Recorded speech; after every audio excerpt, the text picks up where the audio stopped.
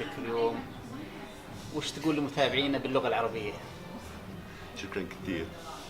أنا أشكرك لأن تعطيني هذه الفرصة، أيوة. لأن أشارك آرائي في تاريخ صدر الإسلام مع الناس في مملكة السعودية العربية.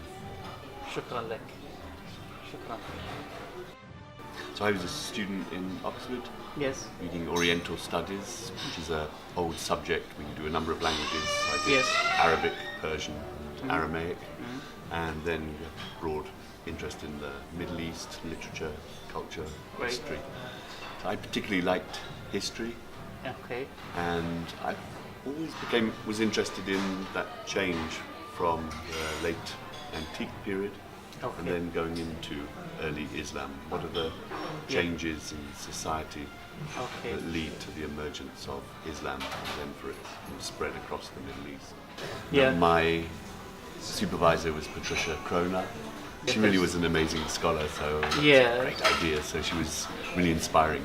Okay. And her book, which she wrote with Michael Cook, Haigerism, The Making of the Islamic World, Yeah. took this radically different approach at the Okay. time, where it asked the question, what if we didn't look at the Muslim sources at all? We only looked at what the non-Muslims were saying, the Christians, the Jews and the Zoroastrians. Because my main question Yeah. is, are we justified Okay. in only using the non-Muslim sources to reconstruct the beginnings of Islam? Do they not also have their own biases and problems? Okay. And I think by the end I also realized that you can't really isolate Okay. Muslims from non-Muslims. Really, Yes. they're living in the same Together. society, Yeah. and although we obviously in our modern world we sometimes make these distinctions, Okay. for the time it wasn't really real. The people were much too living close together and part of the same environment and culture. So there's the direct connection, if you like, with the book Haigerism with Michael Cook and Patricia Kroner, where I'm looking at the sources they looked at and thinking whether we can really use them Yes. in this way. So, for example, they look at, so there's an early source called the Doctrina Jacobi, which Okay. is a Greek text. It's written in about 634. It's a fascinating text actually, because it's posed as a conversation Yeah. between a Jewish rabbi and a student. And they've heard this rumor that there's a prophet appeared among the Arabs, Okay. and he's preaching about Yes. about the end of the world and having the keys to the kingdom of All heaven. right. And All right. they take this as a real Okay. preaching of Muhammad, Yes. so say that this was one of the doctrines of Muhammad. But we don't. The problem is also a Jewish doctrine. So how much is this Jewish teacher just putting on Muhammad this idea? How much was it an idea of Muhammad? Yes. And this is a problem the whole way through their book, Okay. is that we could just believe what the Christian or Jewish Zoroastrian source says, but maybe they're just giving their own perspective. Maybe they don't have that good knowledge, because how did they get access to the knowledge about Muhammad? Muhammad's way down in Mecca, 1,000 miles away, so did they really have good knowledge, or is it just rumors? And so these were some of my questions. Oh, okay. So that's the narrow connection. There's also a bigger question which started, well, it goes a long way back, but in particular with the time of the 1970s when you had Patricia Kroner, Michael Cook, John Wansborough in London. Yes. They're all really asking, do we believe this picture Yes. that the Muslim sources written in the 9th century Yes. are telling us? Usually the history, when it's written by the winners, Okay. the victorious people, tends to represent only their point of view. I see. They ignore what the conquered people say. We have the right, we conquered, we are victorious, we have God on our side. So you could argue that they're giving a very particular point of view Yes. that may not be correct. So, Yeah. for example, just to give a simple example, Yes. in the conquests, Yes. the Arabic sources will normally just say, and then God helped the Arabs and they were victorious.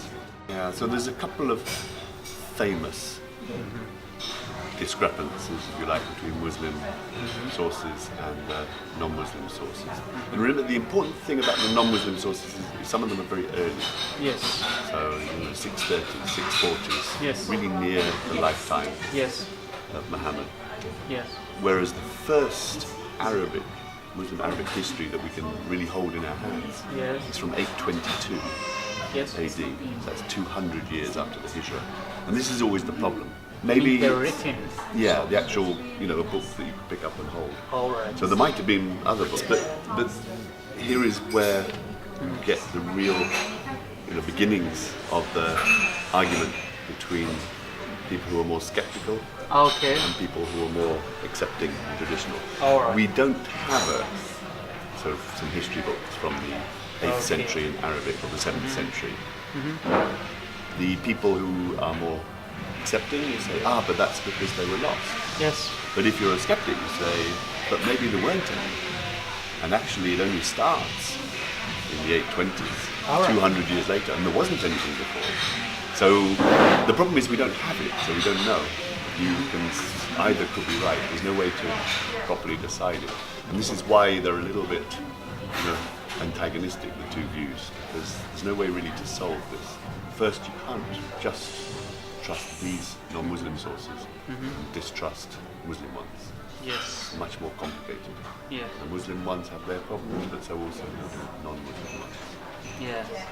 My second point is that you can't really separate them. Yes. Patricia Cronin and Michael Cook used this phrase at the beginning of their book, Hayrism. It's like, we are going to step outside from the Muslim tradition and use these non-Muslim sources. But my point was you can't really step outside. The Christians, Jews, Muslims, they're living close together. Yes. And so they're not really separate. So their writings too are not separate. You have to take them together. Yes. And this is what I did with a couple of famous cases. So one of the examples they gave of what the non-Muslim sources say Yeah. is that Mecca should be further north. Yes. It's kind of a famous claim. Yeah. So I took this and looked at it carefully. Yeah. And I realised you can't just say that the non-Muslim sources are right on this. Yes.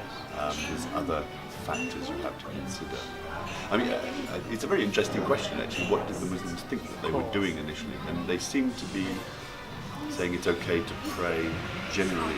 So if you're in Iraq, you can pray south Yes. or east actually. By the 9th century, Muslim rulers had established a legal framework Yes. for governing non-Muslims. Okay. So they give them a proper legal status, they allow them to do this, they allow them to do that, they restrict them from doing this. It's all a very clear situation. That's what Yes. he looked at. I'm generally more interested in the process Okay. of how this comes into being. Okay. Because in the beginning, it's not really a religious situation, it's more conquerors and conquered. Okay. So as all conquerors, they tend to inevitably make a difference between themselves, the conquerors, and the conquered people. They have to pay taxes, they have to be loyal, maybe they have to give some support for troops, the conquerors, Alright. to put them up, to give them food, to give them help. So, but gradually this changes as more people convert to Islam. Okay. Then we get to a situation where it's not conquerors and conquered, Okay. but Muslims and non-Muslims. I see. So there's a slow process of this change. I see. And so it's that process that I find very interesting.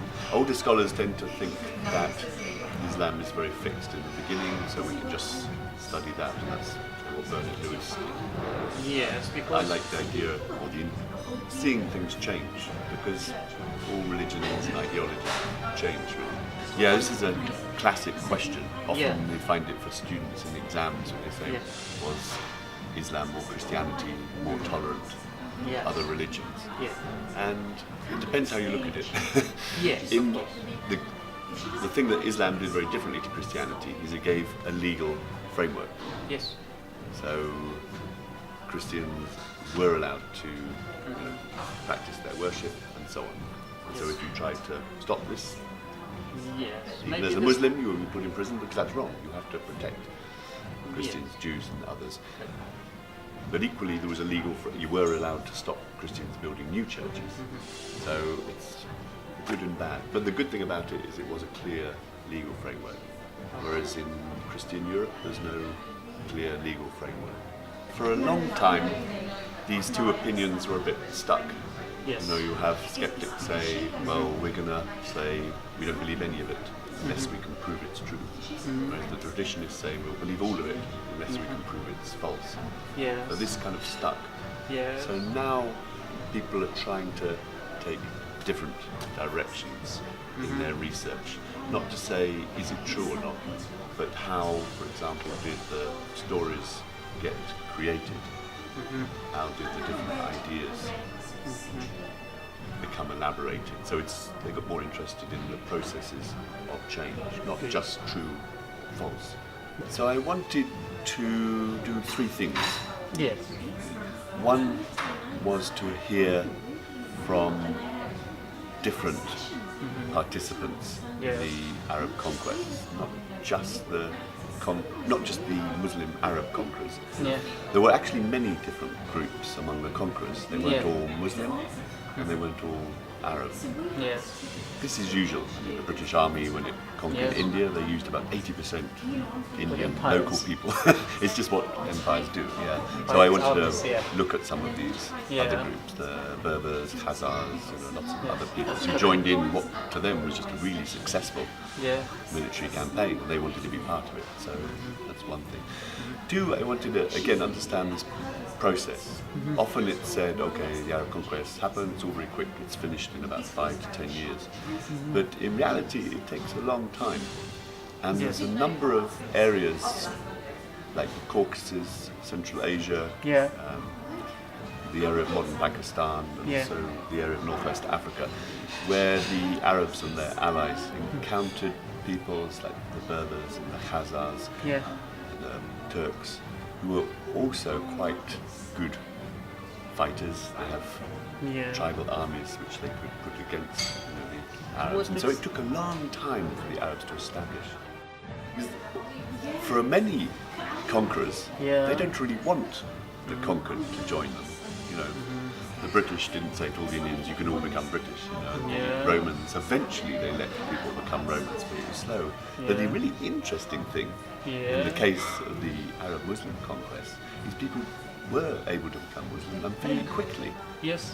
And Islam provided this, if you like, social glue, this mechanism by which the conquered and the conquered Yeah. could quite quickly work together to Yeah. make this new civilization. Yes.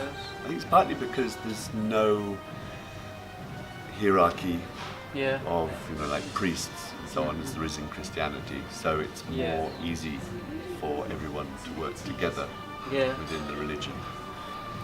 And secondly, Muhammad hadn't actually put any restrictions. Okay. Whereas, for example, to join Judaism, you should really do a number of things, and really you ought to have Okay, some Jewish ancestry, yeah. really. Yeah. But there wasn't any restriction for Islam. Okay. And so it was very easy for people from any background, any To social join group this. to join. If you read Arabic chronicles, you'll find there are 3 peoples from before Islam that are always mentioned. This is the Israelites, because this is about the prophets of the Slightly, Quran yeah. and so on. Yeah. The Arabs, because they are the ancestors, if you like, for the later Arabs, and then the Persians. And it's interesting that the Persians are there because they were Zoroastrian, they were dualist. Yes. So in many ways, you might think they wouldn't be very popular. But because many Persians joined Islam quite early, and especially in the early Abbasid period, after the revolution from Khorasan, Persian Muslims become very important Part of in this. this period of Islamic history, and so they're able to put their history into Islam and make it part of Islamic history. But the question is, where did all the knowledge about pre-Islamic Iran come from? Where does all this knowledge of the kings and their battles, their buildings, all the knowledge of their empire, how did that get transmitted? And that was my question. How does this material become transmitted through time? So yeah, I took these three chronicles, Hamza al-Isfahani, Yaqubi and Mas'udi, translated some of them, and then thought about what is this material, what are the common links between them, and how has it come from the pre-Islamic period to